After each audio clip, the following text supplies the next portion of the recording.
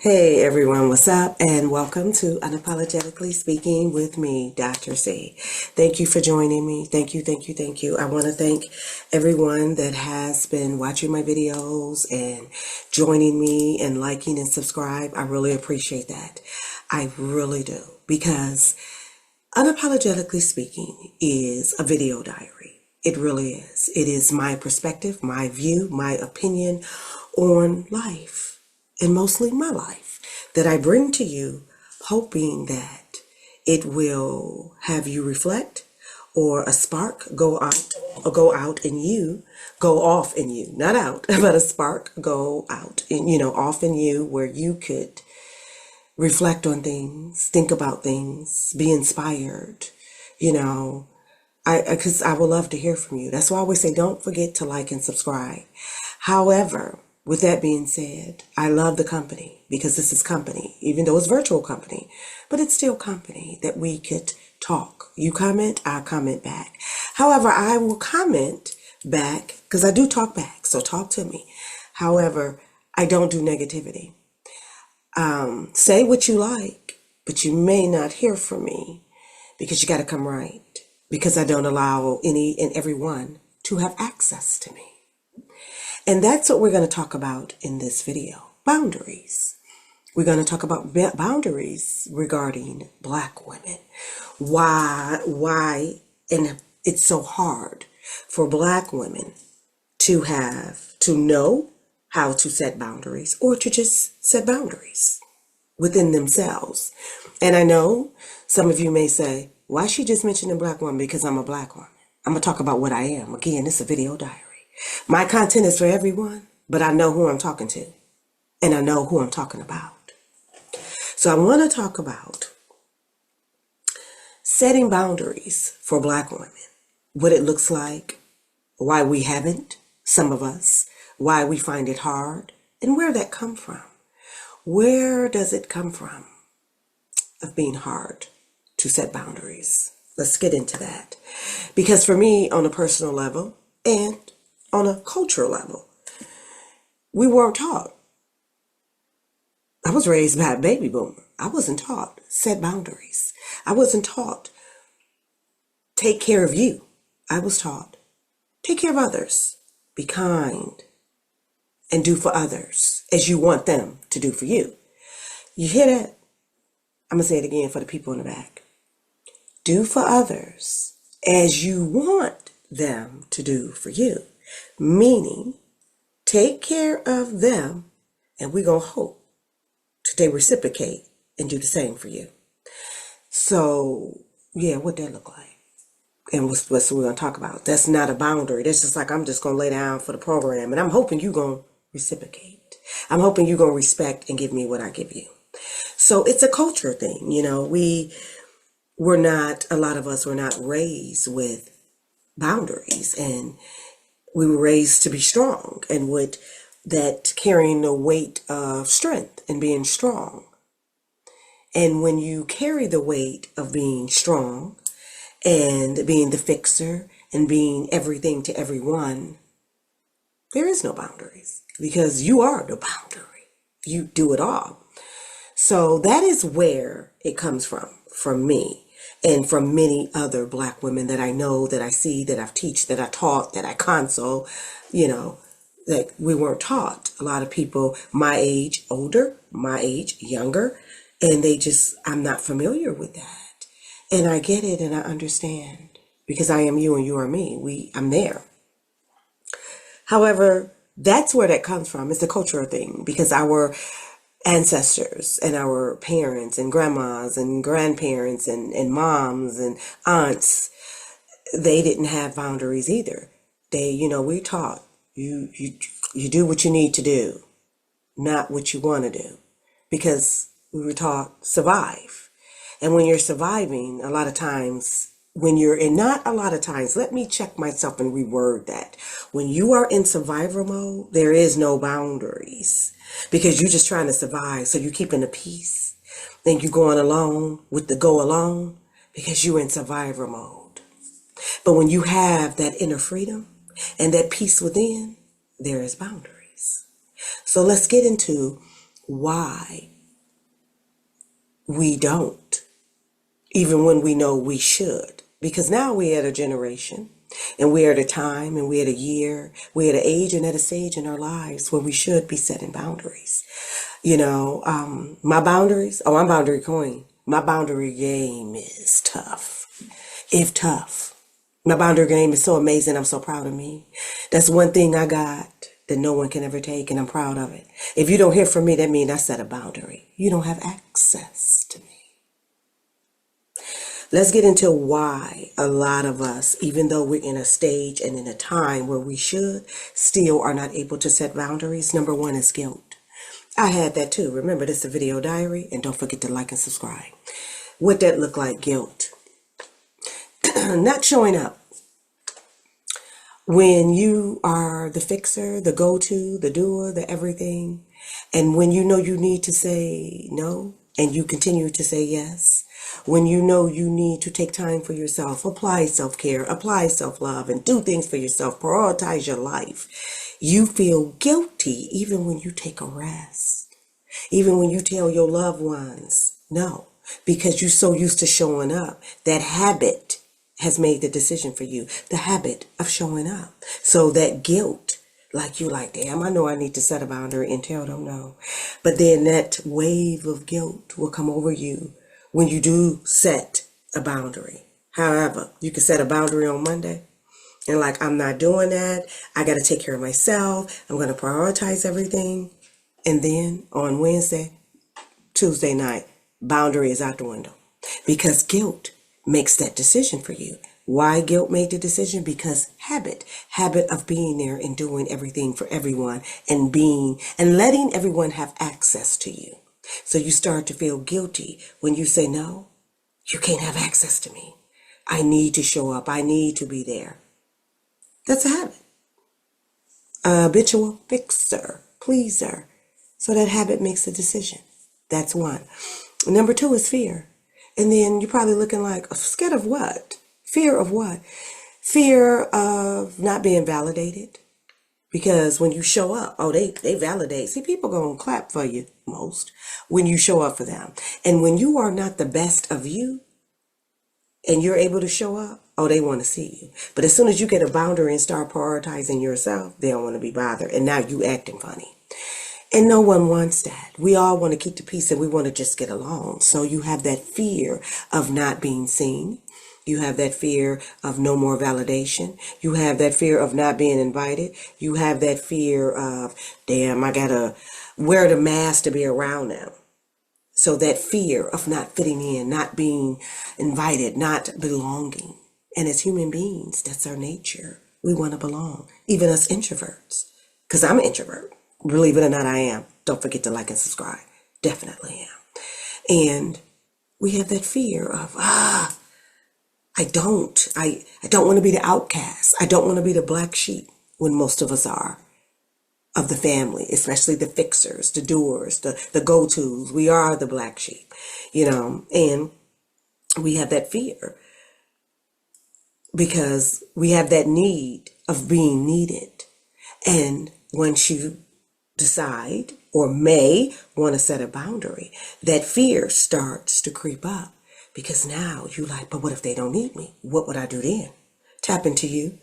But then the unknown. So that fear, that's number two. Other times, number three will be abandonment. When, as black women, a lot of us do have abandonment issues because a lot of us was raised with strong, resilient family.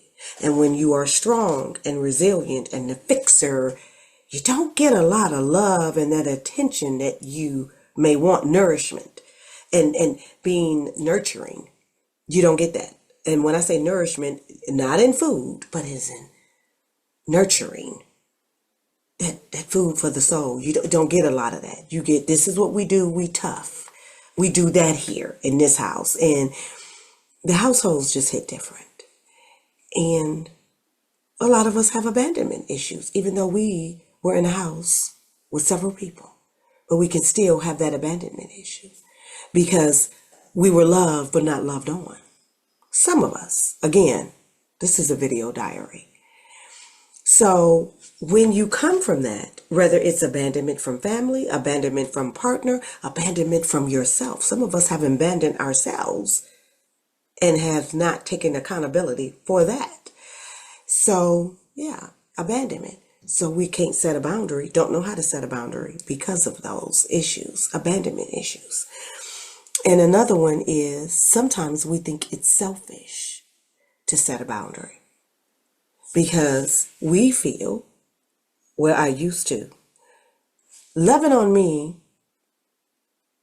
prioritizing me, what about you? I had to learn, just because I see me, it doesn't mean I don't see you. Just because I want to eat first, don't mean that I wasn't planning on feeding you. Meaning, you can take care of yourself and still take care of others, even better. But we weren't taught that. So we look at it as selfish when I want to prioritize myself. I want to do self-care and self-love and put me first, but that's selfish. If I feel selfish, if I do that, if I set a boundary and say, I can't do that because I need to take care of me, it comes a lot of that. We carry that weight because we had to. We have been placed in certain positions where we had to. And it comes from, and we come from that. You know, a lot of things was placed on us and we just picked up where our ancestors and our parental and our caregivers left off if we didn't learn something else. If you don't relearn, you continue with what you were taught. And that's what we have done. So it's so difficult for us women, especially Black women, to place boundaries. Even in our relationships, we will carry our partner and have a certain type of loyalty for our partner. The loyalty will be so different from the loyalty we have for ourselves. We will be more loyal to our partner than we are ourselves. We will allow our partner to do almost unthinkable, but we can't place one boundary. It's something we gotta break. We have to break that. We have to change that narrative. We have to change how we think. And there are a couple of ways that I think that we should do that. I actually wrote a book on that. I got an ebook on that. I'm gonna put it in the link. I definitely will put it in the description because I would love for y'all to go get it, to read about it. You know, it's an amazing book. Again, don't forget to like and subscribe. And that book was How I Felt and How I Feel. So this is just a snippet of it.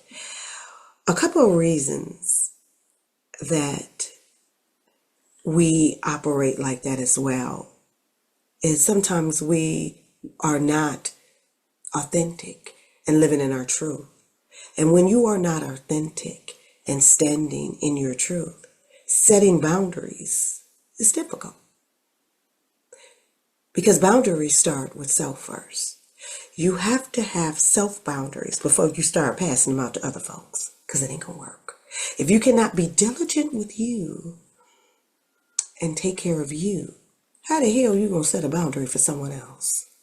Let me give you a couple of tips on how we can start doing that, because this is where I started. I learned how to say no. Oh yeah, I know, right? Some people can't say no. A lot of grown folks can't say it. Kids can say it all day. You ever had a 2-year-old, them terrible ass twos? They say no in a minute. Grown folks, we find it difficult, especially women, on saying no. Because that 2-letter word is a powerful word and we don't want to hear it. So we, Black women, especially if we have come from trauma, have trauma, toxicity, whatever it may be in our life, where we are not able to place those boundaries. We want to be what we didn't have. So saying no is difficult for us because we don't want to hear it. And we have heard it and we know how it hurt. So we say yes to everything because we know, oh, I don't want to hear no one say no to me. I know how it feel. So I'm going to show up for you. Learn how to say no. It will save your life and the other person's life too. On the other side of that no. Allow people to be great. Get my book and you'll read about that. Saying no is a beautiful thing. And it depends. I ain't saying you got to say no to everything, but you got to learn how to say no. It will save your life and it will change the whole dynamic of your life. That's one. Learn how to say no. It is a powerful, small word with a big impact. Number 2, prioritize your health.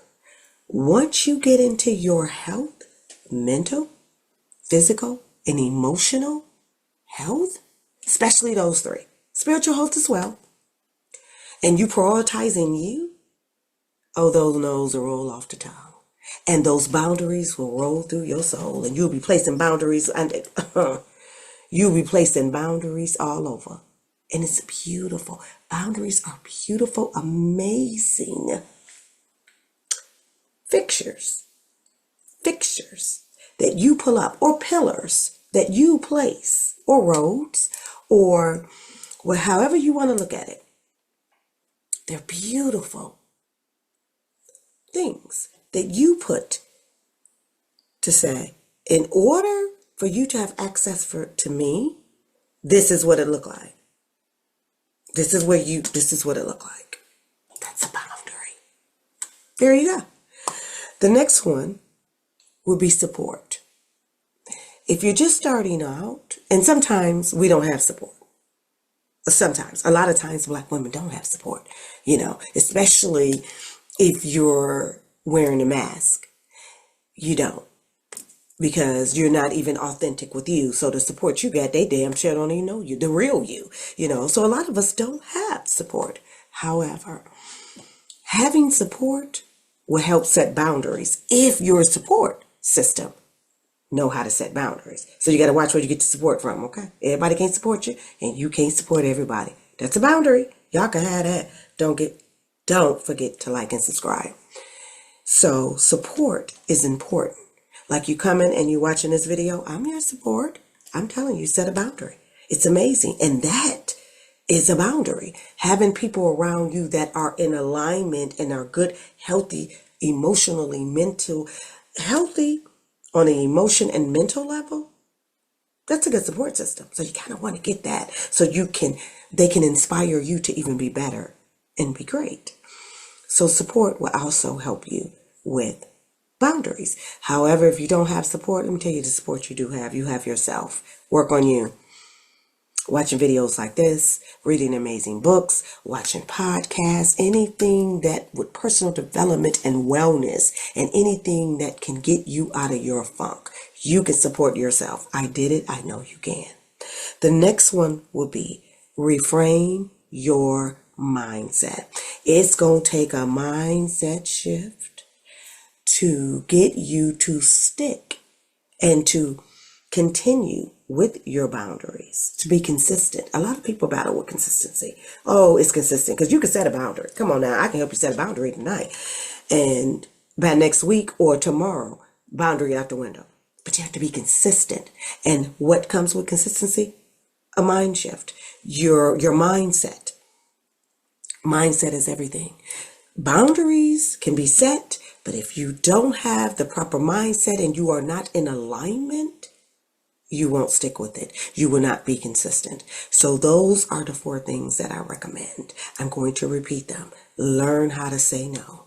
Learn how saying no will change the dynamic of your life and your relationships, even with the people that you love and care about. And if they're your people, they're going to respect it. They're going to high five you and say, right on. About time you said no. You're right. Take care of yourself. You're right. You're not able to do that. That you're right. They'll understand if they're your people. They get it. If they're your people, they're going to see and notice that you're setting boundaries, and they're going to clap for you, and they're going to say congratulations if they're your people. Number 2, prioritizing your mental, physical, emotional, and even spiritual health. Because once you're prioritizing you, again, them boundaries going to roll up out of you, and you're going to be able to set them with grace and love. I always believe that. Everything I'm going to do in grace and love until I can't. But as long as I can, that's how I'm going to do it. Number 3, support. Being around supportive people, being around people that want to see you be great, take the mask off and prioritizing yourself and setting boundaries. And if they're your people, they're going to support you. Because we all need support. We were not put here to be alone. Because there's too many of us. They don't even make no damn sense. So there you go, support. The next one would be your thinking. You have to get rid of that thinking of I can't. It's taking too long. I'm not going to be able to do this. I need it quick. Stop with the quick fix. If you ain't set boundaries in 40 years, then what in the hell makes you think you're going to start setting boundaries in 40 minutes? Makes no sense. It takes time. You got to reframe your thinking. You got to say, okay, this is something I'm working on. I am working on placing boundaries. I'm going to stick with it, but I know it's going to be a little difficult, but I got it. If I keep on moving and stay in alignment with my goal, with my values, with my views, and how I feel, I'll get there. And my boundaries will be consistent. They will stick. I will be diligent with this, but you got to stick with it. So what I am saying to everyone, again, these are for everyone. However, but I am speaking from a Black woman's point of view. It is so difficult for us to set boundaries because we have been placed in so many places. We have been placed with this strong woman, cape wearing superwoman that can do everything. And that's not realistic. Because people will say every time a strong Black woman, I'm so tired of hearing that. That's an insult to me. I'm resilient. I'm courageous. I'm intelligent. I'm smart. I'm kind. I'm warm. But I have vulnerabilities. I have insecurities. I get sad. I cry. I can't carry everything. I need help. I need guidance. I need support. I need safety. People forget about that. We even forget about that when we hear the word strong. We got to change that narrative. That's why we don't set boundaries. So I want to thank everybody for watching. Don't forget to like and subscribe. And please, I am going to put in the description my book, Freedom Through Boundaries for Black Women, How to Thrive Without Guilt. I am Dr. Candace Elaine, and this has been Unapologetically Speaking with me. Thank you.